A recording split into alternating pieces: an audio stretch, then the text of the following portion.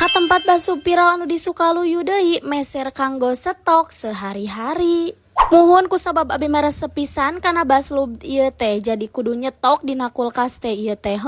Ieu teh mun stok oge paling samingguan ge henteu atuh meser 3 bungkus teh. Teteh atuh menikat eueuh kabosen eta kana baslub rek bosen kumaha atuh poe ayeuna dijadikeun topping mie, poe engke dikulub hungkul, poe engke pake nasi goreng, pokona mah abi masok diolah-olah deui jadi henteu bosen kitu jeba enak atuh da ieu mah. Di dieu teh sanes abi hungkul anu resepna tapi mamah oge resepeun jadi tiap bapa bade uih teh pasti we kudu meser stok kanggo tuangan bapak jeung si dede lamun di bumi eta teh tuh matakan ite sakalian we atuh hayu da abi gen tos seep stok teh cete.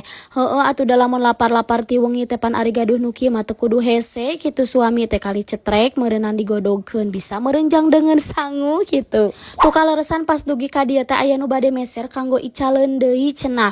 Tamuhun baslub ieu teh tiasa kanggo icaleun deui misalkeun ibu-ibu teh icalan seblak di bumi hoyong kitu sakantenan icalan baslub mangga tiasa pesen kitu langsung muhun bade ka abi mangga bade kasih jajangna langsung oge tiasa tuh di dieu teh abi teh meser teh 3 bungkus dicampur jeung mercon jeung nu original pokona mah sagala rupa. Di dieu teh cenah si emak cerita neng ayeuna mah cenah ge si teh nuju ngirim bade ka Batam cenah da aya dina TikTok alhamdulillah atunya berarti cios panginten anu kamaringon teh ka abi dina TikTok teh tuh tinggal ima atuh basonana teh dadakan Masya Allah pisannya haneut-haneut kene ieu mah ih meni raos pisan lamun dadakan kieu teh da itu langsung di emam oge enak ce teh da ieu mah entos asak sebenarna mah meureun tos satengah mateng kitu. Ieu mah datara nyetok-nyetok atuh pun nganyetak ayeuna oge engking ge 2 hari atawa sehari ge entos seep deui kitu ieu teh alhamdulillah we dikintun-kintun teu acan meureunan kanggo nu ari calan deui.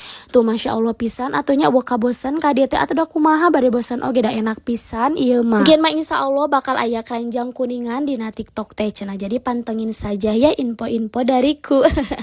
Meni gaya cenah da sebenarnya mah pengiriman luar kota ge entos tiasa mung panginten secara manual kasih aana gitu. Jadi nate pihak kurir gitu ekspedisi meureun ongkir ditanggung panginten duka kumaha abi oge kirang terang masalah eta na nama. Tuh ieu teh sabungkus nate entos meunang saos sareng bumbu bawang. Ih enak pisan ieu teh tuh tinggal dadakan wae ieu mangadamelna oge tinggal atuh bisa katinggalnya saenak kumaha ieu aduh mantap pisan ieu mah.